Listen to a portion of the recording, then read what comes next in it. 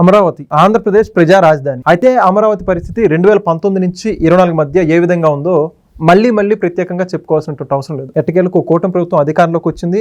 అక్కడ కార్యకలాపాలన్నీ కూడా చాలా శరవేగంగా జరుగుతున్నటువంటి పరిస్థితి అందరికీ అర్థమవుతుంది. ఇప్పుడు మళ్ళీ తెర మీదకి అమరావతికి చట్టబద్ధత కల్పించేటువంటి గెజెట్ని రూపొందించి ఇదే పార్లమెంట్ సెషన్స్లో ఆ యొక్క బిల్లును ఆమోదించే పరిస్థితి ఉందని చెప్పి సమాచారం అయితే అందుతుంది.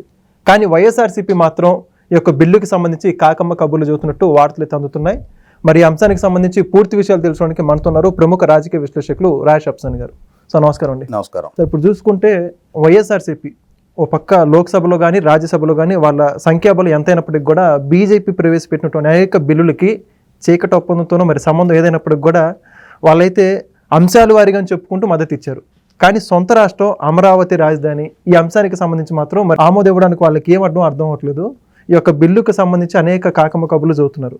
మరి మొత్తానికి పార్లమెంట్లో ఈ బిల్లు ఆమోదం పొందడానికి వైఎస్ఆర్సీపీ ఎటువంటి వ్యూహాన్ని రచించబోతుందంటారు? ఇప్పుడు వాస్తవంగా 2024 ఎన్నికలకు ముందు జగన్మోహన్ రెడ్డి గారు పదే రాష్ట్రంలోనూ 175 నియోజకవర్గాన్ని తానే గెలవబోతున్నట్టుగా వైనాట్ 175 అని చెప్తూ ఉండేవారు. సిద్ధం పేరిట సభలు ఏర్పాటు చేసి మనకి వాలంటీర్లు, గృహ సారథులు 10 లక్షల మంది సైన్యం ఉన్నారు, మీరే నా సైనికులు, నా సైన్యం, నా బలం, నా బలగం, రేపు రాబోయే ఎన్నికలకి మీరందరూ స్లీవ్స్ మడిచి యుద్ధానికి సిద్ధంగా ఉన్నారా అని చెప్పని ఆయన రకరకాల హావభావాలతోటి ఆయన విన్యాస ప్రదర్శన చేస్తుండేవాడు. వీటిని నమ్మిన ఆ పార్టీ అభ్యర్థులు కూడా 2019-24 మధ్య కాలంలో ఆయన పాలన పట్ల నిజంగానే ప్రజామోదం అంతగా ఉందేమో, నిజంగానే మనందరం ఎవరికి టికెట్ దొరికితే వాళ్ళందరూ గెలిచేస్తున్నామేమోనని చెప్పని వాళ్ళందరూ కూడా పోటీ పడి టికెట్లు తీసుకొని ఆయన గుంటూరు అంటే గుంటూరు, ఆయన చెల్లూరుపేట అంటే చెల్లూరుపేట, ఎక్కడ ఎవరు నంది అంటే వాళ్ళు నంది, ఎక్కడ ఎవరు పంది అంటే వాళ్ళు పంది, ఆయన వైకుంఠపాలి ఆడినట్టుగా ఆయన ఇష్టం వచ్చిన ఆటలాడి ఇక్కడ వాళ్ళని అక్కడ, అక్కడ వాళ్ళని ఇక్కడ, ఆయన ఇష్టం వచ్చినట్టుగా అచ్చంగా ఆడినట్టు ఆడాడు. వాళ్ళు కూడా పోటీ చేశారు. తీరా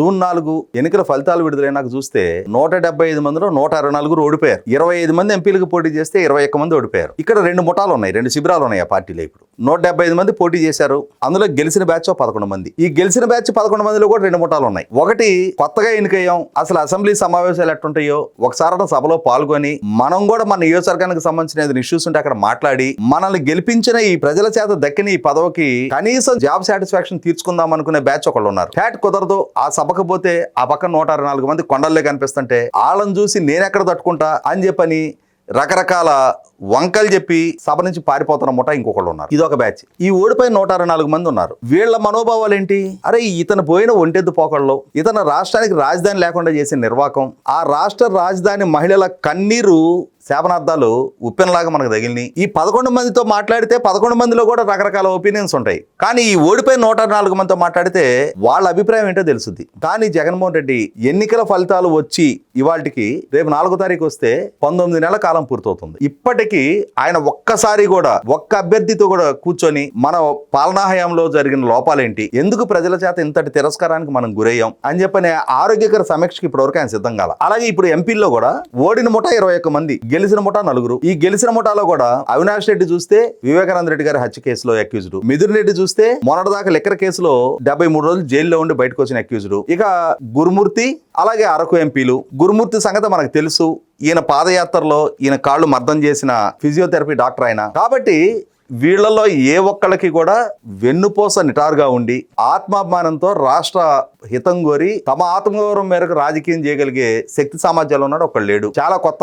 కాబట్టి ఏమవుతుందంటే ఇక్కడ ఈయన ఎజెండా అమలుపరచడం, అంతకుమించి వాళ్ళు స్వతంత్రించి వాళ్ళకి తెలుసు ఎన్నికలలో ఇంత ప్రతికూలంగా మనకి ప్రజల తీర్పు పరిణమించడానికి కారకం ఏంటి అనేది వాళ్ళకి అవగాహన ఉంది. ఉన్నా కూడా వాళ్ళు స్వతంత్రించి నిర్ణయాలు చేయలేని నిస్సహాయ దుస్థితిలో వాళ్ళు ఉన్నారు. కాబట్టి వాళ్ళేంటి, రాష్ట్ర ప్రభుత్వం జగన్మోహన్ రెడ్డి గారి అభిష్టానికి భిన్నంగా, రాష్ట్ర ప్రజల అభిష్టానికి అనుకూలంగా అమరావతి అజరామరంగా రాజధానిగా కొనసాగుద్ది అని చెప్పని జగన్మోహన్ రెడ్డి పాలనా హయాంలో చెప్పారు. ఇవాళ ఆ అమరావతిని అజరామరం చేయటం కోసం జగన్మోహన్ రెడ్డి పెంచిన అడవిని డీఫారెస్టేషన్ చేయడంతో మొదలుపెట్టి ఇవాళ వేలాది మంది భవన నిర్మాణ కార్మికులు అక్కడ ప్రతిరోజు పనిచేస్తూ వేలాది కోట్ల రూపాయలతోటి ట్రంక్ ఇన్ఫ్రాస్ట్రక్చర్ నుంచి ప్రభుత్వ భవనాలు, అలాగే రైతులకు ఇవ్వాల్సిన ప్లాట్లు రిజిస్ట్రేషన్ దగ్గర వరకు మొత్తం అన్ని పూర్తి చేస్తా ఉన్నారు. అంటే రాష్ట్ర రాజధానికి ఒక రూపం ఇస్తా ఉన్నారు. వివిధ రాష్ట్ర కేంద్ర ప్రభుత్వ సంస్థలు గ్రౌండింగ్ అవుతా ఉన్నాయి, వివిధ యూనివర్సిటీలు గ్రౌండింగ్ అవుతా ఉన్నాయి. క్వాంటమ్ వ్యాలీ లాంటి ఒక అడ్వాన్స్డ్ టెక్నాలజీ వ్యాలీని అక్కడ ఏర్పాటు చేస్తా ఉన్నారు. ఇటువంటి స్థితిలో ఇంకా రాజధానికి చట్టపరమైన రక్షణ కావాలి అని చెప్పని భవిష్యత్తులో ఇంకొక జగన్మోహన్ రెడ్డి ఇంకొకరు ఎవరైనా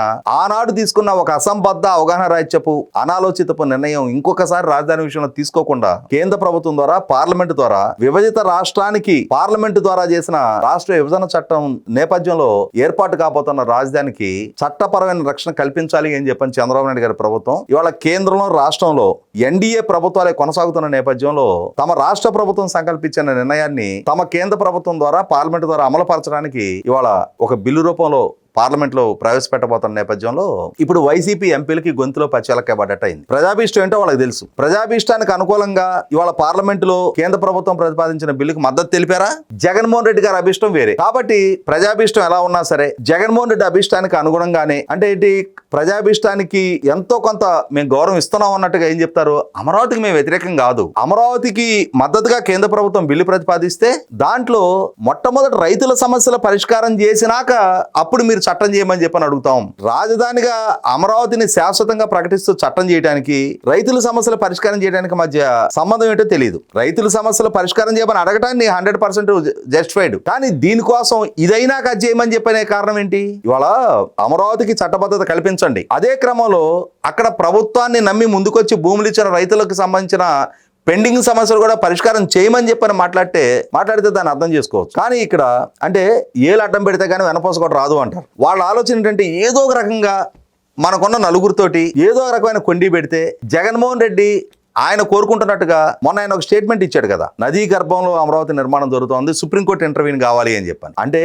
నది క్యాచ్మెంట్ గురించి అవగాహన లేదు, రివర్ బెడ్ గురించి అవగాహన లేదు, నది గర్భం గురించి అవగాహన లేదు. అటువంటి అవగాహన రాయిచ్చపు ప్రకటన జగన్మోహన్ రెడ్డి చేస్తే ఆయన తానా అంటే తందానా అంటాం తప్ప స్వతంత్రించి తమ అభిప్రాయాన్ని వ్యక్తం చేయలేని నిస్సహాయ స్థితిలో ఉన్న వైసీపీ ఎంపీలు వాళ్ళ శాసనసభ పక్షం ఇవాళ కూడా కేంద్ర ప్రభుత్వం ప్రతిపాదిస్తున్న ఈ బిల్లు విషయంలో కూడా తమ సందిగ్ధ స్థితిని చాటుకుంటా ఒక కన్ఫ్యూజ్డ్ స్టేట్ లో వాళ్ళుండి అదే విధమైన కన్ఫ్యూజ్డ్ స్టేట్మెంట్ నిన్న ఢిల్లీలో పార్లమెంట్ వేదికగా ఇచ్చారు. రైతుల సమస్యల పరిష్కారం చేసిన తర్వాత అంటే వాళ్ళ ఈగో సాటిస్ఫై కావట్లా. ఎన్డీఏ కూటమి ప్రతిపాదించిన బిల్లుకి అన్కండిషనల్ గా కనుక వాళ్ళు సపోర్ట్ చేయడానికి వాళ్ళకి మనస్కరించడం వల్ల వాళ్ళ అహము అడ్డొస్తా ఉంది. దాంతో ఈ విధమైన అంటే కుంటి సాకులు చెప్తా ఉన్నారన్నమాట.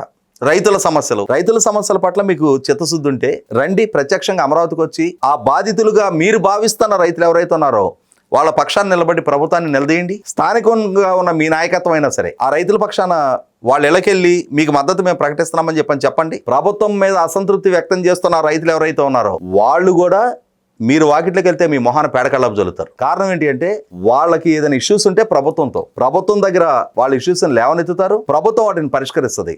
కానీ మిమ్మల్ని వాళ్ళ ఇంట్లలో కూడా రానివ్వడానికి ఏ రైతు సిద్ధంగా లేడు. కానీ మీరు మాత్రం రైతుల పట్ల లేని ప్రేమని ఒలకపోస్తుంటే గత 5 సంవత్సరాల రైతుల పట్ల మీరు ఎలా వ్యవహరించారనేది ప్రతి క్షణం వాళ్ళకి గుర్తుంది. అటువంటప్పుడు మీరు ఆ రైతుల పక్షపాతి కాదు, మీరు అమరావతి వ్యతిరేకులు. అమరావతికి వ్యతిరేకంగా గొంతెత్తి మాట్లాడే ధైర్యం లేని పరిస్థితిలో ఇవాళ రైతులని సికండీలుగా అడ్డుపెట్టే ప్రయత్నం మీరు చేస్తున్నారనేది అర్థం చేసుకోలేనంత అమాయకులు రైతులు కాదు. Thank you sir. Please subscribe to Leo news for more videos.